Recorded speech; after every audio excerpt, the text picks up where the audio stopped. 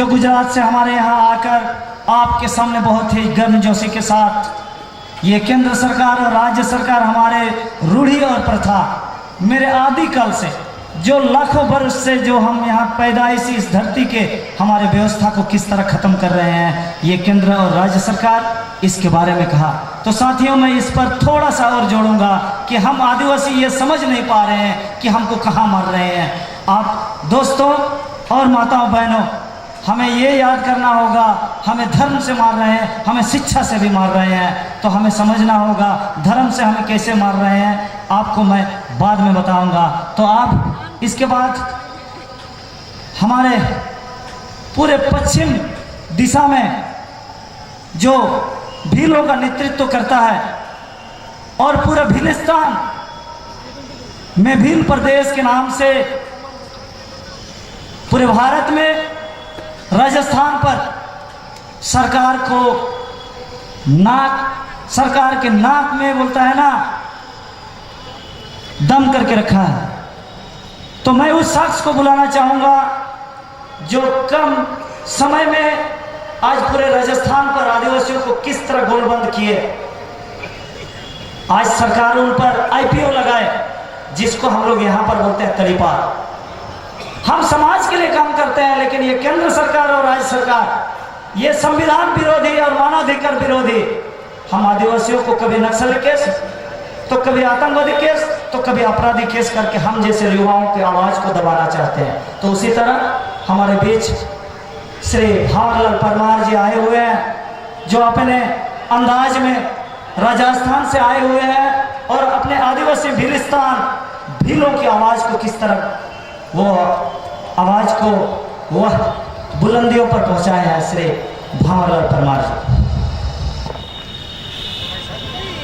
जय आदिवासी, जय जवाहर।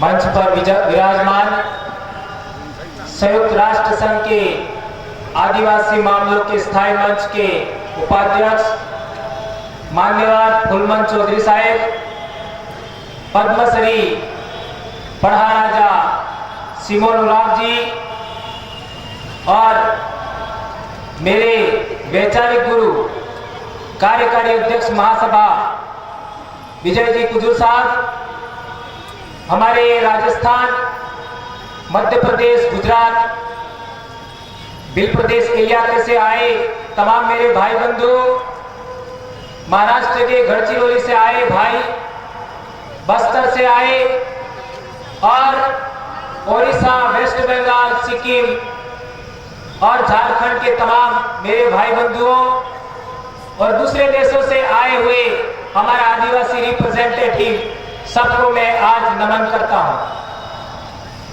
दोस्तों, मैं अपनी बात रखूं उससे पहले दुनिया की प्राचीनतम पर्वतमाला अरावली, विंध्याचल, सातपुड़ा के वर्षावनों में पैदा हुए अनादिकाल से प्रथम मानव भील की संतान होने के नाते, उनका जीता जागता डीएनए होने के नाते, उन पूर्वजों के बीज को नमन करते हुए मैं अपनी बात शुरू करना चाहूंगा। उससे पहले हमारे 3 राज्य मध्य प्रदेश, राजस्थान, गुजरात, महाराष्ट्र की जो समस्याएं हैं, उन समस्याओं को लेकर के हमने जो एक मेमोरेंडम बनाया है, वह मेमोरेंडम हम मान्यवर फूलमन चौधरी और विजय दा को हम सुपुर्द करना चाहते हैं। तो मान्यवर सक्सी गुरुजी, हाँ, फूलमन दा टॉयलेट के लिए गए हैं, तो मैं अपनी बात शुरू रखूं। दोस्तों, हमारे देश में चाहे पूर्वी भारत हो, पूर्वोत्तर भारत हो, मध्य भारत हो, चाहे पश्चिमी भारत हो, हर जगह पर हम लोग देखते हैं कि आदिवासियों पर बहुत सारे अत्याचार, दमन, उत्पीड़न की कार्रवाइयां देखते हैं। और बस्तर में तो एक उत्पीड़न की इंतहा हो गई है। हर जगह हम देखते हैं हमारे समाज के साथ में अनेकों एट्रोसिटीज होती है, लेकिन दोस्तों इसके मूल कारण तक हम लोग आज तक नहीं गए। उसका मूल कारण क्या है यह हमें सबसे पहले जानना होगा। तो उसको समझने के लिए सबसे पहले मैं आपके सामने एक प्रश्न रखना चाहूंगा। भारत ही नहीं, पूरी दुनिया में आदिवासियों ने किसी मानव समुदाय पर आक्रमण किया हो, ऐसा कोई उदाहरण है क्या? पूरी दुनिया में जो भी इंडिजिनस पीपल है, अबोरिजिनल पीपल है, आदिवासी नेटिव पीपल है, उन लोगों ने किसी मानव समुदाय पर आज तक आक्रमण किया क्या? नहीं किया। इससे सिद्ध होता है कि हम आदिवासी लोग अहिंसक कौम के वारिस हैं। हम अहिंसा के सिद्धांत को मानने वाले लोग हैं। यह हमारी कमजोरी को इस पूरी दुनिया के लोग, पूरे मानव समुदाय, दूसरे लोग ये जानते हैं। तो क्या हमें हमारे पुरखों की जो परंपरा है कि हम लोग अहिंसक लोग हैं, हिंसा करने वाले लोग नहीं है, शाकाहारी जीव के समान लोग हैं, क्या उस परंपरा को हमें त्यागना चाहिए? नहीं त्यागना चाहिए। इसके लिए अल्टरनेट तरीका है। यह भारत के आदिवासियों को समझना होगा। क्यों समझना है? क्योंकि दुनिया में सबसे ज्यादा आदिवासी जनसंख्या के आधार पर रहता है तो वो भारत में रहता है। और यदि भारत के आदिवासियों ने यदि पुरखों का तरीका त्याग दिया तो पूरी दुनिया के आदिवासियों का चरित्र हनन होगा। हमारे धर्मशास्त्रों में गैर आदिवासियों ने हमारे पुरखों का चरित्र हनन किया है, उसका भी हमें निपटारा करना है। उनके साथ भी हमें न्याय करना है। इसलिए हम लोगों को दिखाना है कि पूरी दुनिया में आदिवासी श्रेष्ठतम जीवन मूल्यों वाली विश्व कल्याणकारी संस्कृति के वाहक है। हमारे पुरखों के नैतिक मूल्य इस दुनिया में श्रेष्ठतम इंसानों के नैतिक मूल्य से परिपूर्ण है, यह हमें दिखाना है।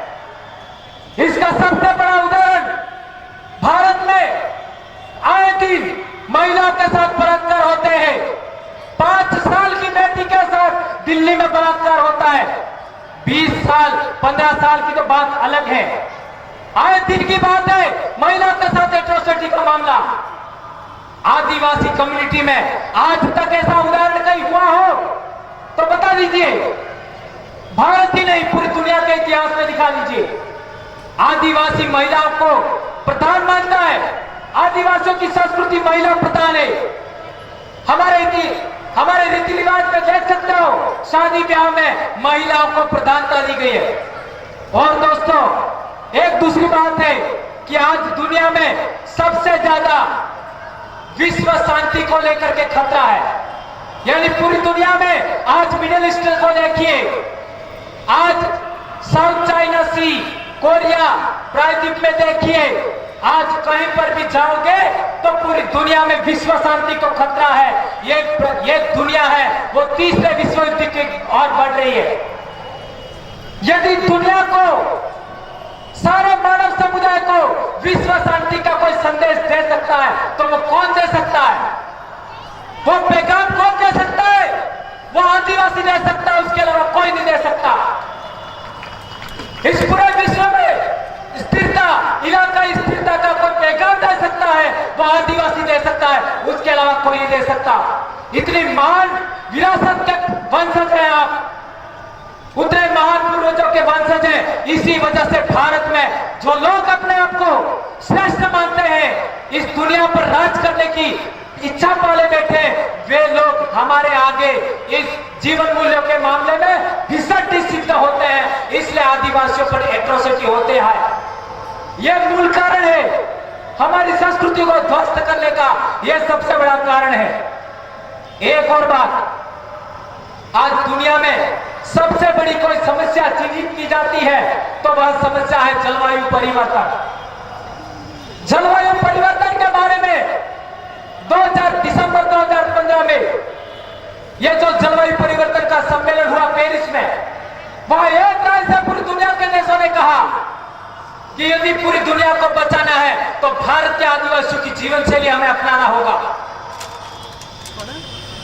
स्वीडन, फिनलैंड के पर्यावरणविद मार्को लुविला ने कहा था कि बस्तर की जो जीवन शैली है, यदि पूरी दुनिया इसको अपना ले तो पूरी दुनिया में ग्लोबल वार्मिंग की समस्या समाप्त हो जाएगी।